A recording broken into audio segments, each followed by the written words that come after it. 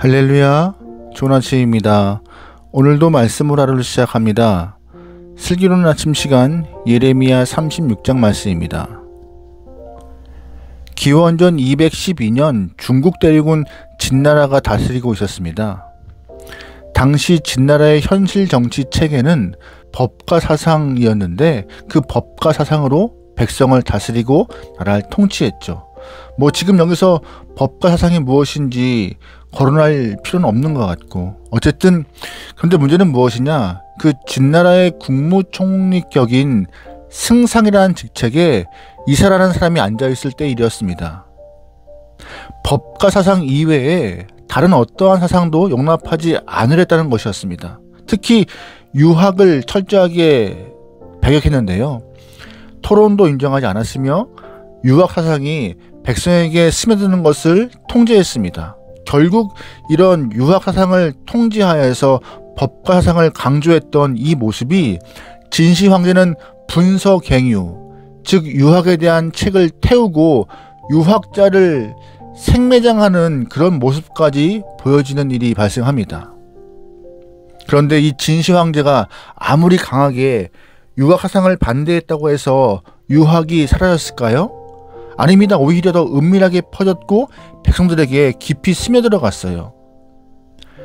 유학과 관련된 책은 사람들의 입에서 입으로 구전되었고 손으로 필사되어서 마치 종교처럼 깊숙이 전파되었습니다. 그럼 다른 사상과 다른 생각을 인정하지 않는 진나라가 오래 갔을까요? 얼마 가지 않아서 문 닫고 말았습니다. 유학 사상도 생명력이 있는데 하나님의 말씀은 생명력이 없겠습니까? 말할 필요도 없고 비교할 필요도 없는 것이죠. 아무리 말씀을 불태운다고 해서 하나님의 말씀이 능력 없이 사라지는 것은 아닙니다. 오늘 말씀에서 어리석은 사람이 등장해요.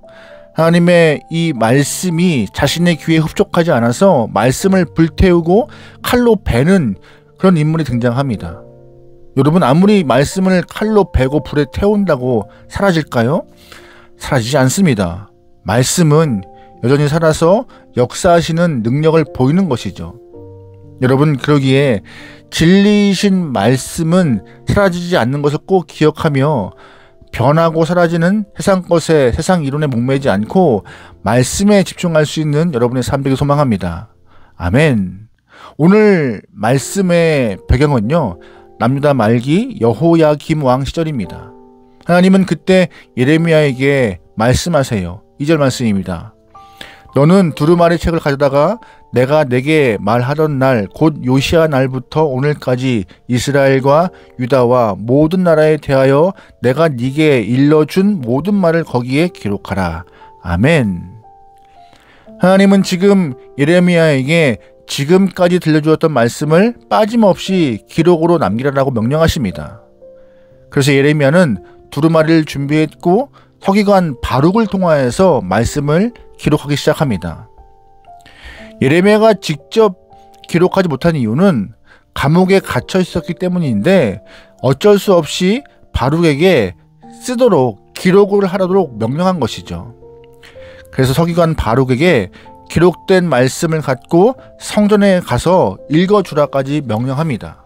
8절 말씀이에요. 네리야의 아들 바룩이 선지자 예레미야가 자기에게 명령한 대로 하여 여호와의 성전에서 책에 있는 여호와의 모든 말씀을 낭독하니라. 아멘. 바룩은 예레미야의 명령대로 성전에서 하나님의 말씀을 낭독했는데 사람들은 바룩의 이야기를 듣고 굉장한 충격을 받습니다. 그리고 바룩이 성전에서 말씀을 낭독한다는 소리가 고관들에게 들리기 시작해요. 고관들은 바룩이 어떤 말을 했길래 많은 사람들이 충격을 받을까 궁금해해서 그 바룩을 성전에 불러 말씀을 읽게 합니다. 바룩은 두루마리에 기록된 말씀을 읽는데 빠짐없이 담대히 읽어나가는 과정 가운데 고관들도 충격을 받게 되고 그 고관들이 왕에게 말씀을 들어야 한다라고 건의까지 해요. 왕의 허락을 받은 이후 서기관이 왕 앞에서 말씀을 읽습니다. 그런데 말씀을 읽고 난 이후 왕이었던 여호야김의 태도가 굉장한 충격을 주고 있습니다. 21절이에요. 왕이 여후디를 보내어 두루마리를 가져오게 하매 여후디가 서기관 엘리사마의 방에서 가져다가 왕과 왕의 곁에 선 모든 고관의 귀에 낭독하니 그때의 9째 달이라. 왕이 겨울 궁전에 앉았고 그 앞에는 불 피운 화로가 있더라. 여후디가 서너 쪽을 낭독하면 왕이 면도칼로 그것을 연하여 베어 화로의 불에 던져서 두루마리를 모두 태웠더라. 아멘. 서기관을 통하여서 하나님의 말씀이 왕 앞에서 읽혀졌는데 문제는 뭐예요? 왕은 서기관이 말씀을 읽는 족족 칼로 그 말씀을 베어서 화로에 던진 것입니다.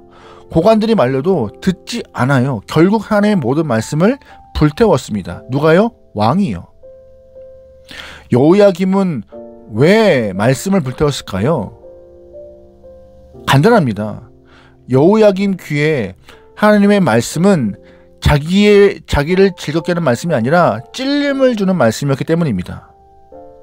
여러분, 하나님의 말씀의 본질은요, 영혼을 찌르는 데 있습니다. 그 찔림이 우리에게 죄를 인식케 하는 것이고 그 죄의 인식이 회개로 나가는 것이죠. 말씀의 본래 기능, 말씀의 목적은요, 죽어있는 양심을 향하여서 찔림을 통하여서 다시 살게 하는 것입니다. 죽은 영혼도 살아 움직이게 하는 것이 말씀의 능력이고 화인 맞은 양심도 찔림을 받아서 새로운 양심으로 변화시키는 것이 말씀의 능력과 목적인 것이에요. 이 말씀의 능력이 본문에서 여호야김 왕의 양심을 찌른 것입니다.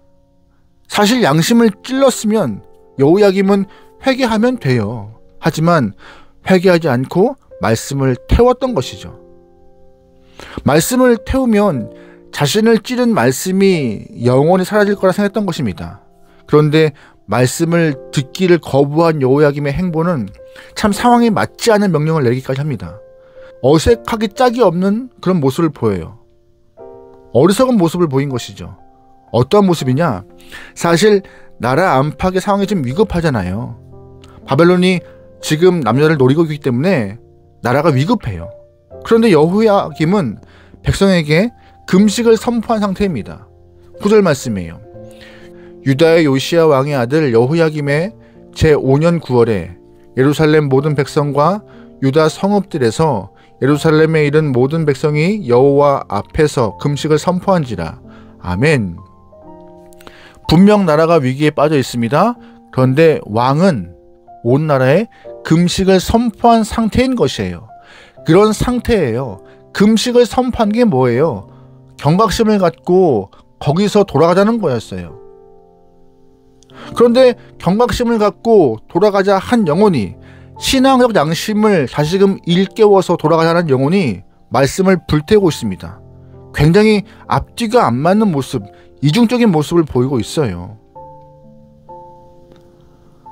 온 국민에게는 금식을 선포하고 깨어 있자라고 말하면서 정작 본인은 말씀에 찔림 받았지만 말씀을 불태우는 모습으로 자기의 삶에 아이러니한 모습을, 어리석은 모습을 보여주고 있습니다. 앞뒤가 맞지 않은 행동하고 있는 것이 지금 여호야김의 모습인 것이에요. 여러분, 참된 금식이 뭐예요? 참된 금식은요, 그냥 곡기를 끊는 것이 아닙니다.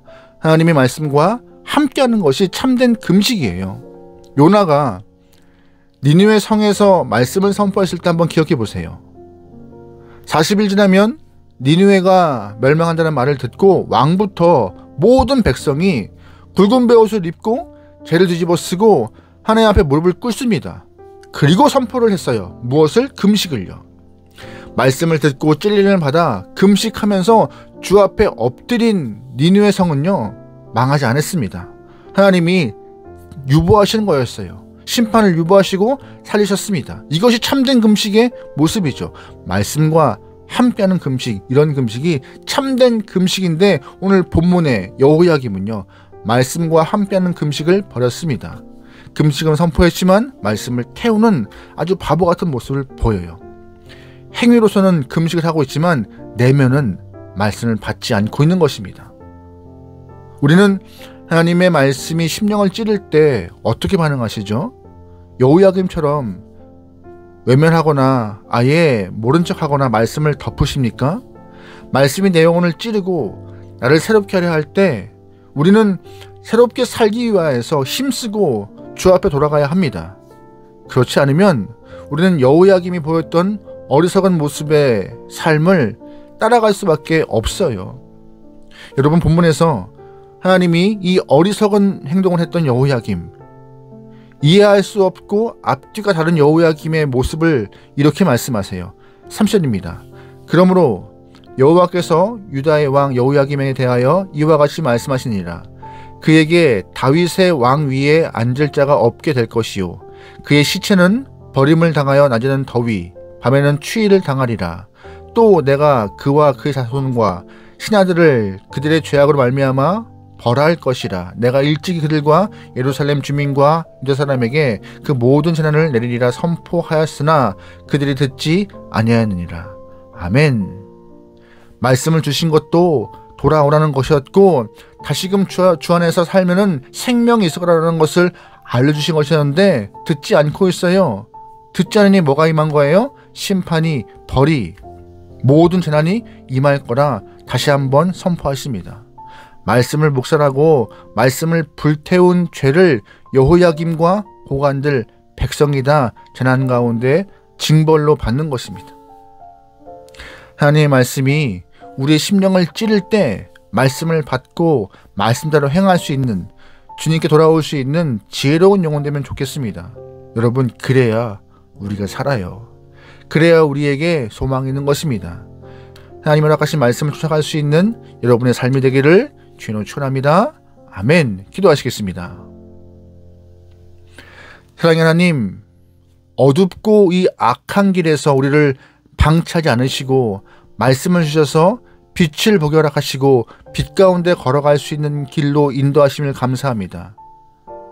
빛 대신 말씀을 믿고 순종하며 이 땅 가운데 승리하게 원하오니 우리에게 귀와 눈과 마음을 열어 주의 말씀을 충분히 받아 은혜를 경험하고 줄 쫓아갈 수 있는 결단이 허락하여 주시옵소서.